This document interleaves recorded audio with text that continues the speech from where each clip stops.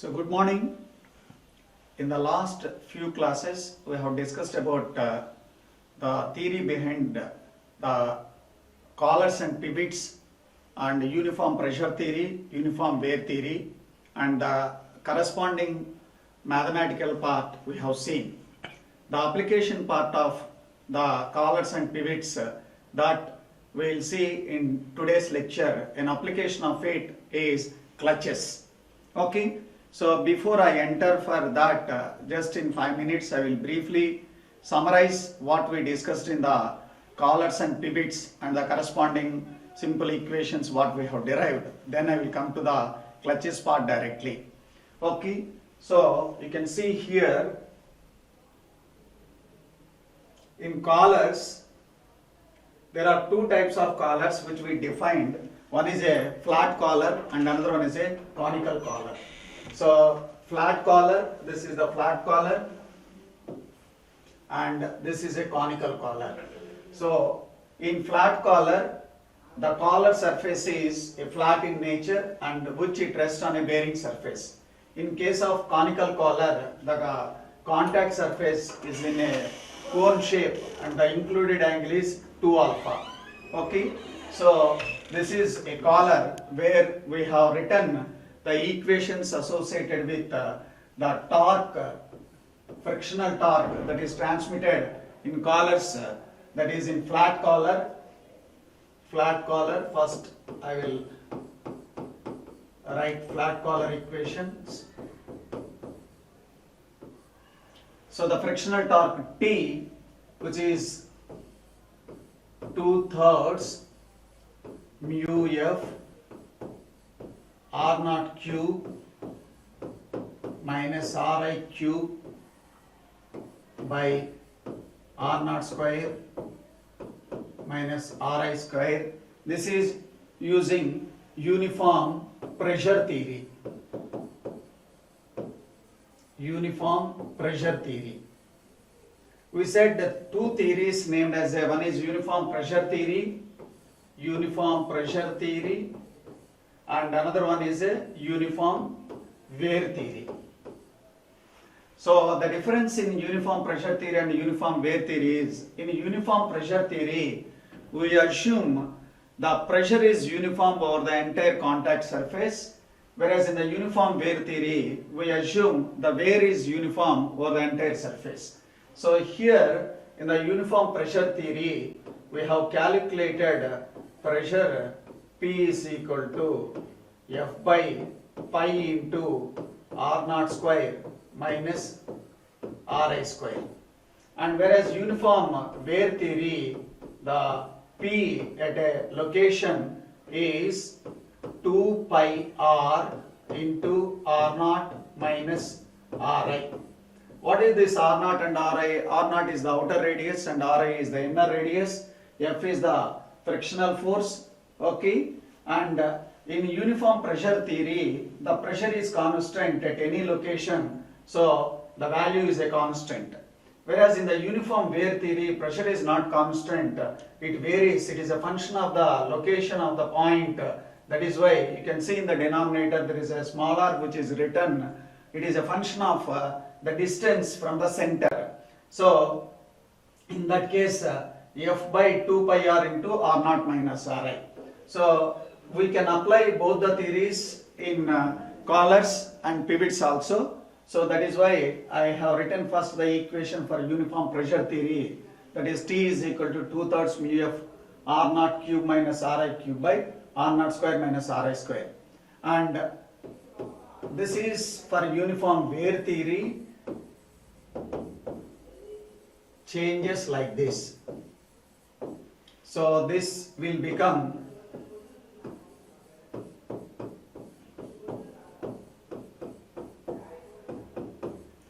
so in case of uniform wear theory, the equation will change like mu F into R naught plus Ri by 2.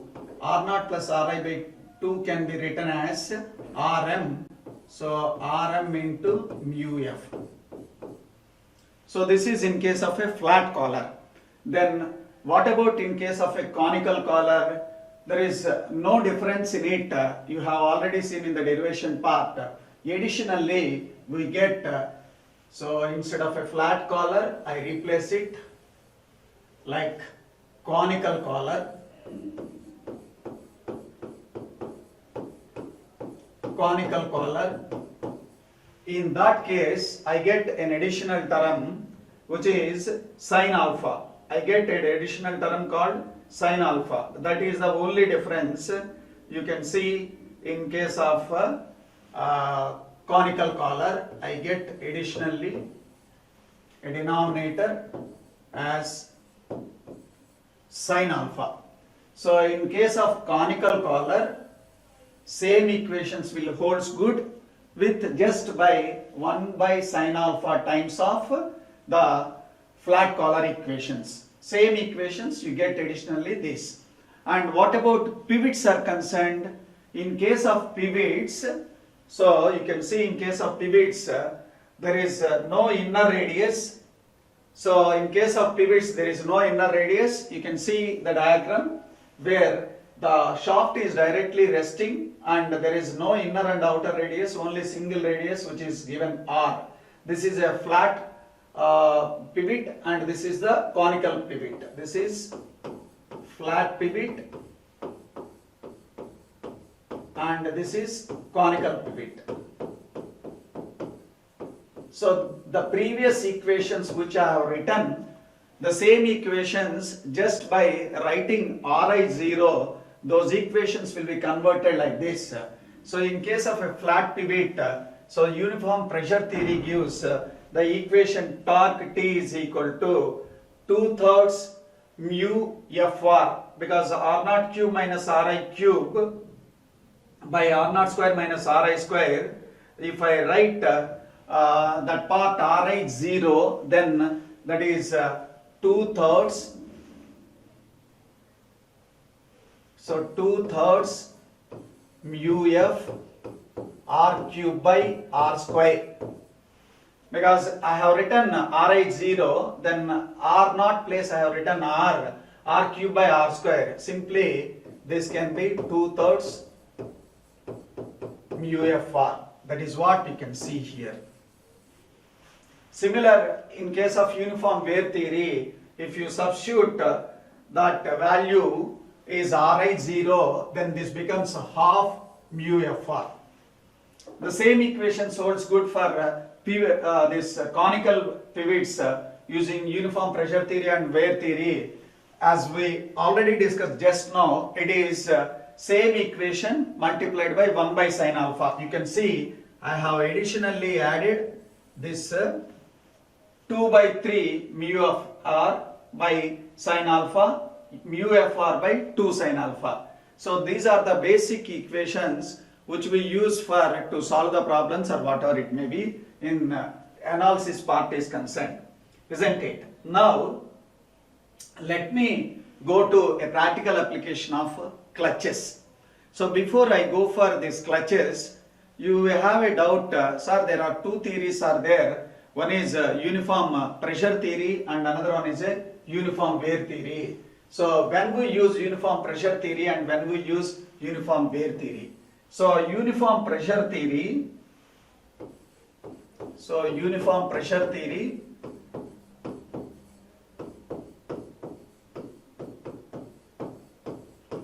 gives an equation. Let me take it is what is it? This is flat collar.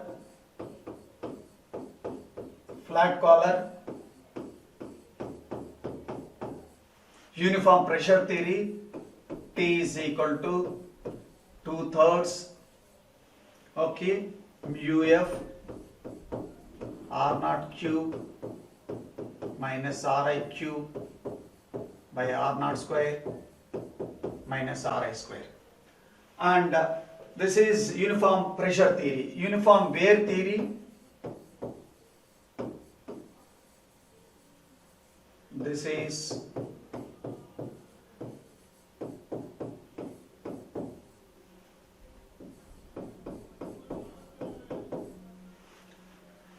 or if you want to see it very simply in case of pivots, you got one case. This is in case of flat pivot. In case of flat pivot, okay, one is 2/3 mu FR and another one is half mu FR. This is uniform pressure theory. This is uniform wear theory. 2/3 mu FR and half mu FR. You can see the torque in case of uniform pressure theory is more than in uniform wear theory. So look at the two cases which we said. One case we use the friction as a positive, one case we use friction as a negative. So where friction is positive, where friction is negative? Friction is positive in clutches. In clutches, your friction is a positive in clutches. So there I go for half mu FR equation rather than 2/3 mu FR. The reason behind it, say I design my clutch assuming uniform wear theory. So the frictional torque is equal to half mu FR. That means the amount of the power that can be transmitted is, let me take this mu FR is common. So in one case it is 2/3 and another case it is half. One case it is 2/3 and another case is half, because the remaining part is say a constant A, 2/3 of A and half of A. So you know that half of A is less than 2/3 A. If I start assuming power is transmitted by this theory, if it transmits half is my assumption, if it transmits more then is no problem, isn't it? Whereas if I assume 2/3 is going to be developed and whereas half only really developed, then there is a problem. It is as simple as a simple way like this. So today you went for to perform some activity, okay, or you went for to do some work at a workstation. So if you are expected that you will get an amount of 100 rupees, okay, and if the owner gives more than 100 rupee, then you will be always happy. Suppose if you expect 100 more and whereas they give 75, you will be unhappy. So that the same way here, if I assume the power transmitted due to the friction is half, if I get more than half, it will be used, it will be on the safe side, isn't it? It will be on the safe side. That is why in clutches are concerned, we use uniform wear theory. But at the same time, where we use uniform pressure theory. So take another example of bearings. Bearings. In case of bearings, the power is lost.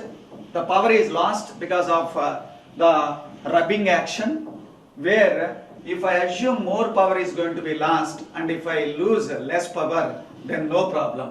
There I can go for this uniform pressure theory. That means if I expect I am going to lose 100 rupees, okay, and in really if I lose only 75 rupees or less than that, then I will be happy. In a similar manner, in bearings, if I start assuming the frictional power which is lost is due to the uniform pressure theory, if it is like 2/3 and if I get or if I actually lose less than 2/3, then it will be always a comfortable zone. That is why we use uniform pressure theory in case of bearings. So uniform pressure theory for bearings usually and uniform wear theory for clutches. For clutches I use uniform wear theory and bearings I use uniform wear theory, uniform pressure theory. Uniform pressure theory for bearings and uniform wear theory for clutches. Okay. So with this background we will enter into the clutches theory part. As in general in the examination of DOM subject, they don't ask the operation of a clutches, but it will be asked the problems on clutches. if you want to solve the problem, first you have to familiarize with the what is the operation part of the clutch, isn't it? So generally the operation what we are going to discuss now is a brief discussion. This will be asked in an automobile subject where clutches is one of the chapter, and their performance and their accessories and all are there. There you will discuss in detail. Here I am just giving a basic idea how the clutch is going to work. Okay, most of you might be experienced with your two-wheeler or four-wheeler, isn't it? So you are all heard a word called clutch. You are all heard with a word called clutch. Then what is this clutch and why we use the clutch? Where is the clutch is located and what is the function of the clutch and what principle a clutch is working? So a clutch is a device, a simple mechanical device which provides transmitting the power from engine to the driven shaft. So the power where it is developed, where it is generated and where the power is going to be used, this usage will be taken with the help of a clutch. So you may ask, sir, if there is no clutch, what is the problem? There is no problem. You can directly you can run the system. But if you want to keep the engine running, and the power has to be stopped from the engine to the driven shaft, then there is a device required which is nothing but a clutch. So in general, whenever we use any instrument operating the system or operating the device, that means you are contacting. But in case of clutch in operation means we are disengaging. So when the vehicle is running, at all the time the clutch is engaged. If you want to cut the power transmission from the engine to the rear wheels or engine to the driven shaft, then we disengage, isn't it? So it works on a principle of a friction. So how it works and what are the four types of clutches which we are going to discuss, let us see.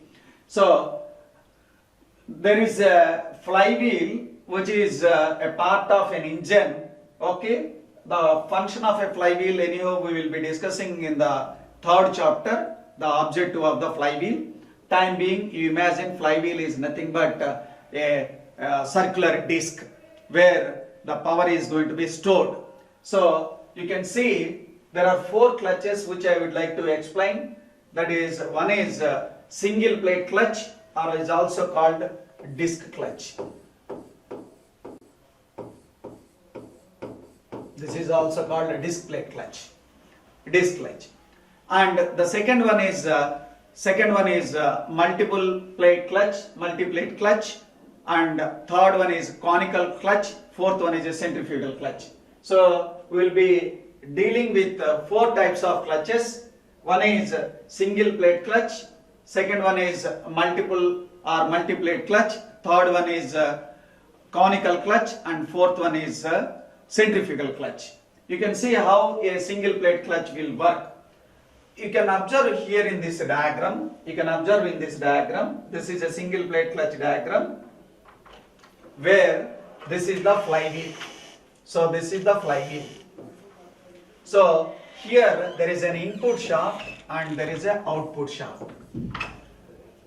Our objective, input shaft and output shaft are both on the same axis. Our objective is to transmit the power from the input shaft to the output shaft. So in this case, you can see there is a pressure plate and there is a clutch plate. This is the clutch plate and this is the pressure plate. And there is a friction lining. Here it is, a friction lining is there. Okay, so if it is in the engaged position, then this flywheel and this pressure plate and this clutch plate and all will combine together. Okay, and as this input shaft rotates, then the output shaft also rotates. How? Because here there is a spring is shown here. This spring is always in contact, or it is always applying a force so that this cover plate and this flywheel and along with this friction lining and clutch plate bulks slides as a single member and they will rotate as a single unit. So if I want to disengage the clutch means I will pull back. So I will disengage by applying the force like this. In that case, the flywheel rotates by just rotating this cover but without carrying the output shaft, because at that moment there is no connection between this friction disc as well as the flywheel. Okay, so that is the operation of a single plate clutch. In single plate clutch, you can call it as one-sided acting or double-sided acting, depends upon the friction material. If the friction material is both sides of this clutch, both this side as well as this side, then that is called double acting. If the friction material is only one side, that is called single acting. Then what is a multi-plate clutch? And this is a single plate clutch. How actually in assembly you can see. The previous diagram was shown in a sectional view, and here it is distinguished with different plates and everything. So this is you can see pressure plate, okay, and the flywheel. This is the flywheel, okay, and this is the pressure plate and this is the clutch plate. So when you operate the pedal or whatever it may be, okay, so when you are disengaging, then they will be separated, and if you just release it, and the total assembly like this clutch plate and this pressure plate and this flywheel is rotates as a single unit. So these are the two diagrams which are showing the operation of your clutch when one is in the disengaged position and another one is in the engaged position. Okay, you can see when it is engaged position, so these friction materials are in contact with your pressure plates, okay, and when it is a disengaged position, this friction lining is not in contact with any of the material. So this is the disengaged position and this is the engaged position. When it is engaged, that means it is as a single unit. You can see in an engaged position, this is in a single unit, the power is transmitted from the driving shaft to the driven shaft. Whereas in case of disengaged position, you can see this friction material is separated from this flywheel and this cover plate. Okay, so this is the simple operation of single plate clutch. Then what about multi-plate clutch? In case of multi-plate clutch, instead of one plate, you have multiple plates. So you can see in the earlier case, I have shown only one plate, whereas here there are number of plates. That is, the friction plates are like 1, 2, 3, isn't it? And similar here, you can see disc plates are 1, 2, 3. So this is something like this way you can imagine. So it is as simple as like this. You can take, these are the two fingers, these are the two fingers, the two are the friction material and two are the disc plates.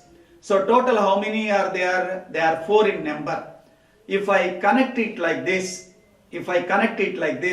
how many contact surfaces I get? I get n minus 1. N is nothing but these two and these two, 4. 4 minus 1, 3. What is it? Let us see. So where these contact surfaces are there. So one contact surface here to here, second contact surface here to here, third contact surface here to here. This is what total contact surfaces are n minus 1. What is n? N is nothing but, so n is nothing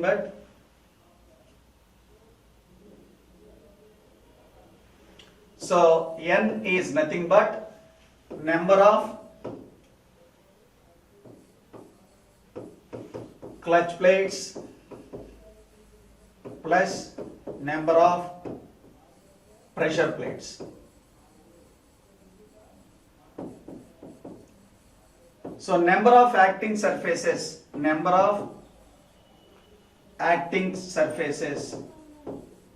is n minus 1. In the example I have shown are 2 here, 2 here. So 2 plus 2 are 4. So these 2 and these 2 total is n4. So 4 minus 1 is 3. Like you can have 3 plus 3, 6, 6 minus 1, 5, like that. So this is a multi-plate clutch. Where we use this multi-plate clutch? Multi-plate clutch is used to transmit more amount of power, because in single plate clutch you can have either one contact surface or two contact surfaces, whereas in the multi-plate clutch you have the number of contact surfaces are always more than 3 or minimum is 3. That is why the multi-plate clutch is used in applications like more power transmission. This is one of the oldest clutch, and of course nowadays nobody is using this cone clutch, but this was the origin of a clutch principle is involved. This is as simple as very simple. You can imagine there are two discs, one is with a male member and another one is a female member like this. So this is a cone clutch, one is with a female member, one is with a male member like this. So here there is a taper available. This taper is same taper whatever the taper you provide on the driver shaft and the driven shaft. So if the clutch has to be engaged means this is kept closer. If this is kept closer, then when this rotates and this is also rotates. If I want to stop the power transmission, then I will separate by disengaging. When I disengage it, even this rotates, this will not rotate. This is a way as simple as like two members, which is, you imagine one is with a positive taper and another one is a negative taper, and if they are in meshing, they can revolve. If they are separated, one will rotate, the second will not rotate. So the mathematics part here, what I have written is what is the torque transmitted by this clutch is mu Fn Rm. Okay, this basic equations already we derived from the previous theories, and what is Fn is F by sin alpha, and F is 2 pi Fr R naught minus Ri by sin alpha, which I said I used uniform wear theory, that's why I have replaced Fr, and sin alpha from the geometry is R naught minus Ri by B. Then I get the equation T is equal to mu F by 2 sin alpha into R naught plus Ri. Okay, so if I take R naught plus Ri by 2 as a mean radius, then this becomes Rm. Then F can be written as Fn sin alpha, and sin alpha can cancel, then it becomes mu Fn Rm. So this I will explain once again when we solve a problem in detail. At this moment just I am giving the overall hint. So finally this is last clutch, centrifugal clutch. It works on the basic principle of centrifugal force. You can see there are 4 brake shoes. So this is clutch shoes. So as the speed increases, these shoes will move away and they will in contact with the rim surface, okay, and then it will operate the clutch. So centrifugal clutch works on a simple principle of centrifugal force. When the speed increases, these shoes will move outward and these shoes will have a friction material and that will contact with your disc or your wheel, which is inside as a friction material. Then as they rotates, they also rotates, isn't it? These are the 4 types of clutches. So usually in the examination theory part will not be asked, you will be asked only problem solving. So when we come for each problem type, I once again explain that part and we will solve the problem. Okay, but this basic theory is essential. Thank you.